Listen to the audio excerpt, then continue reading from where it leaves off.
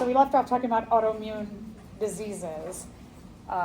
One of the things that's like kind of mysterious about autoimmune diseases is that our body, even though it's our own MHCs and our cells, our body is like, I'm still going to attack you, like you're a foreign invader. So we're not always exactly sure why. So much research needs to be done in this area. I know I keep mentioning all the different areas, but this is one that we see a lot of people suffering from. We're not exactly sure why. So one example is type 1 diabetes. Type 1 diabetes is usually shows symptoms when someone is younger. So usually when they're a child to a teenager, it's kind of like that window of when they start developing symptoms. And what happens is that the immune system starts attacking the islet cells of the pancreas. And those islet cells produce insulin. Insulin is super important to the way that we process our energy, is that insulin is kind of like it floats around in the blood, and it helps our energy sources to get from the blood into our cells. They're like, come with me into the cells where they can undergo cellular respiration. Without insulin, the energy sources stay in the blood. And that can cause a lot of problems within our blood too. Is instead of the energy sources going into the cells, they can get converted into things like triglycerides or into LDL cholesterol, and then you can end up with having other major issues in the body like high cholesterol and high sugar issues in the blood. And so it can be very destructive. One little thing can make so much go awry. Cells can end up starving. Is that all I gotta say about that? Okay, cells can end up starving, and you can get necrosis basically of your cells. That's why people with diabetes will end up with issues of their eyes, their fingers, their toes, kind of the smaller tissues in the body, but those things are all very important. They can also end up with wide scale issues. What causes it? There's a lot of hypotheses about what causes it. They believe there's some kind of genetic factor to this. There's hypotheses that it could be that someone with a genetic factor could encounter maybe a virus at that age, and then it leads them into this autoimmune disorder, but they're not exactly sure. So again, a lot of research needs to be done here. So other autoimmune disorders, rheumatoid arthritis. I swear every semester I come up, I have a student, young student like you all, who has rheumatoid arthritis, that they have a lot of pain in their joints. Could be issues with your skeletal muscles, with your central nervous system when we're talking about MS or multiple sclerosis, and then systematic lupus, which lupus is one of these things where it can present differently in different people. I feel like if there's some kind of autoimmune thing going on and they're not exactly sure what it is, they'll often say it's lupus. So sometimes it presents as specific symptoms, and sometimes there's like a group of symptoms that your medical professional's like, I'm not really sure, and then they just go like, let's put that as lupus. So these are still a lot of mysteries as well. We definitely are seeing upticks in these disorders too. And so is there an environmental leak, the way that we live our lives, the food that we eat, changes to our microbiome? Those are all questions to be answered. There are no known cures for autoimmune disorders. There are ways to support them. So for example, when we're talking about type 1 diabetes, you can get regular shots of insulin, you monitor that, but it is not cured. It's not a cure. It's a way to support that person. And so kind of interesting sidetrack about insulin is insulin used to come from cadavers. So when a person died, they would extract insulin from their pancreas, and that's the way they would help someone with type 1 or even type 2 diabetes.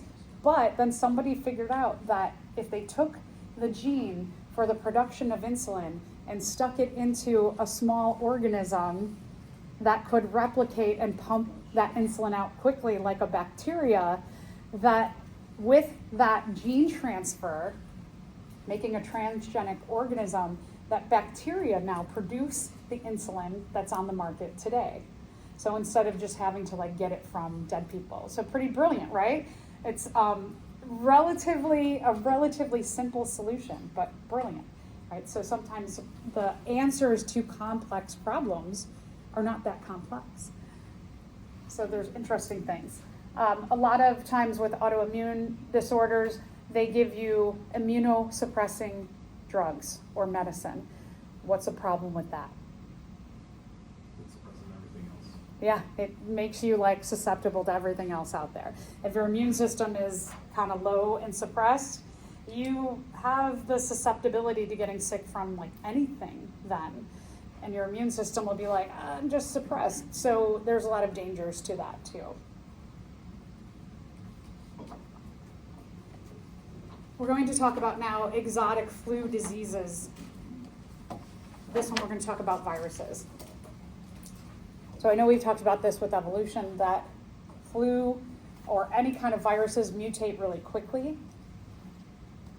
The mechanisms for evolution are when that virus gets into our cells and our cells replicate the genetic material to make new viruses, that our cells can make mistakes in copying those viruses. So we can see mutations happen quickly. We know that with the flu because every year the flu is a little bit different.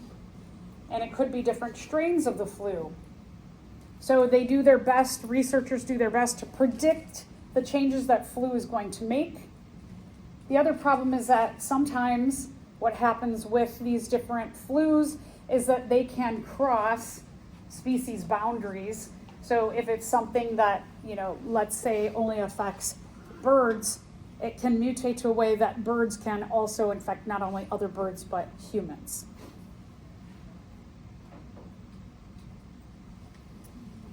Typically what we see is when they mutate and start to cross species barriers, that the antigens are usually specific to a group of organisms like birds, but they can mutate in a way that they can infect both.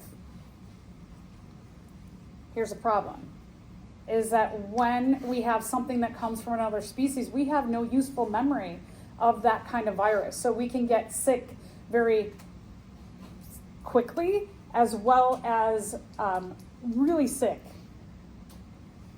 Sometimes by the time we figure out what has happened, a lot of people have died already, that there is a cost to this. We are definitely seeing with just air travel, for example, that viruses can spread so quickly across the world. We saw that in action with the start of COVID. We saw it just going everywhere across the world. Let's talk a little bit about the avian flu. Avian means bird. So the bird flu, which is categorized as H5N11918. This has killed more than 50 million people worldwide. That's a lot of people. We haven't seen an outbreak of this in the recent years. So last time we saw it was August 2012.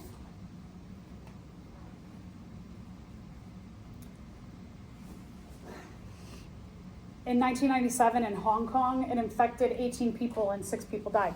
They got it from infected chickens. So here we have, again, from bird to human.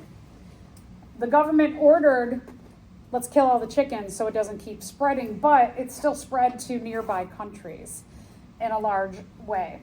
And then it just kind of like went away for a bit. But in August 2012, there were 608 confirmed cases that killed 60% of those people. Today it's been less efficient, so it's still spreading, but And we'll hear about pockets of it every so often. Like every year I read something about there's bird flu in this pocket of the world or that pocket of the world, or their case pops up. It's not very likely. You can see just by the numbers that it didn't infect, 50 million is still a lot, but the ability for it to cause a worldwide epidemic, it's not very likely, but mutations could change this. So people are still studying this and seeing how is it mutating every time it pops up. People are working on that.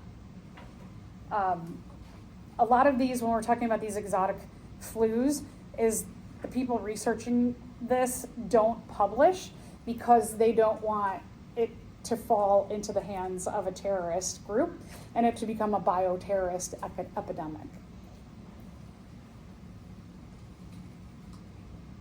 Swine flu, pigs, swine. This is called H1N1. This is interesting. It has a combination of human flu, avian flu, and pig virus components to the genetic material. So here's like a trifecta of crossing species barriers. In 2009, it infected millions of people.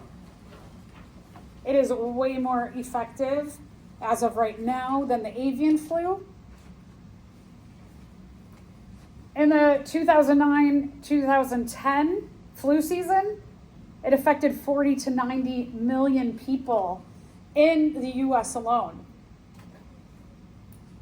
with 12,000 deaths. Weird thing about this was that people of your age group were more affected than people of my age group. And they're not sure why, right? You should have a more robust immune system than I would have, but it targeted young people more than older people.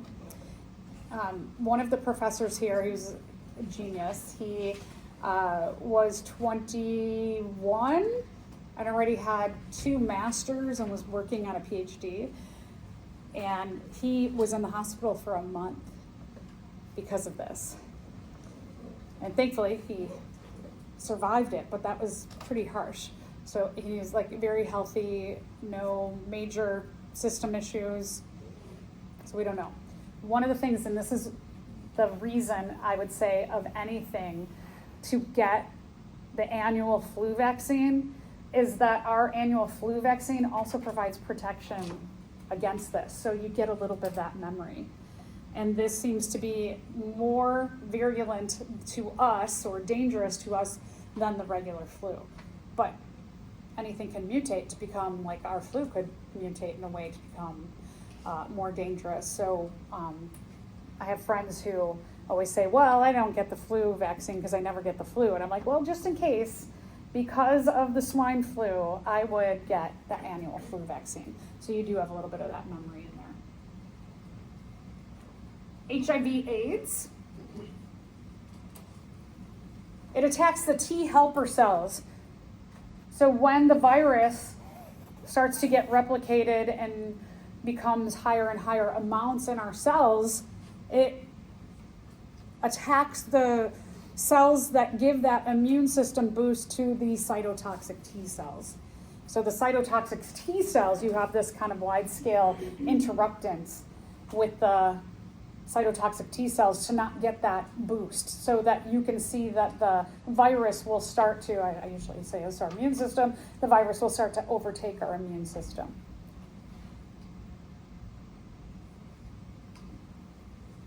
All right, here's a good question. Would you expect someone with AIDS to have a fever in response to an infection?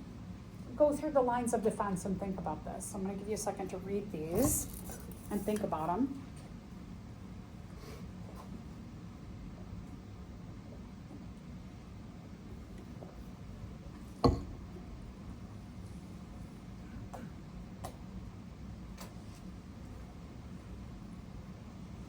All right, let's go through these. Would they have a fever? Yes, because the non-specific defenses should be relatively normal. I saw some no's and I heard a yeah. when does fever occur? So we've got three parts to our immune system, right? You've got the barriers, you've got the internal nonspecific, and then you've got the adaptive immune response. The adaptive immune response is what is affected, right? So is the internal barriers, the internal nonspecific, is that going to be compromised by HIV? No, the first two are not compromised. It's a third that's compromised. So these should act relatively normal, which means that your non-specific defenses will act normal, and that will produce a normal fever. Oh, I'm pressing right, it's not working. So this one, you're fine on. Your barriers and your internal nonspecific are going to work fine. So fever will be fine. It's your third line of defense. That will not be fine. So yes, because the specific immune response should be relatively normal, and this is no for two different reasons. One, fevers are not part of this. And two, this is the one that's affected. No, because the non-specific defenses should be compromised. That is not true. And no, because the specific immune response should be compromised. While this is true, it doesn't apply to this question. Even though it's compromised, fever is not part of this. Okay, anybody any questions on that? I know it's a little bit of a complex question.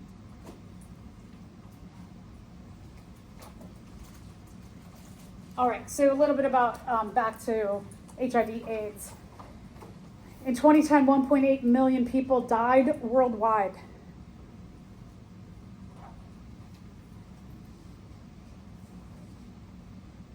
And even more became infected. So the number of infected people are in the millions worldwide, and that's still true today. I know we've mentioned this before when we talked about viruses, that there are medications that can help to suppress the production of the virus in our bodies, even to the point where in some people it's not detectable anymore. But a lot of people in the world don't have access to that medication either.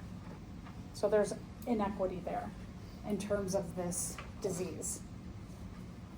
What makes it easy to get into our cells is that it has an envelope very similar to us, that it's got those layers. I know we talked about this when we looked at viruses. So it can merge with our cell membranes easily.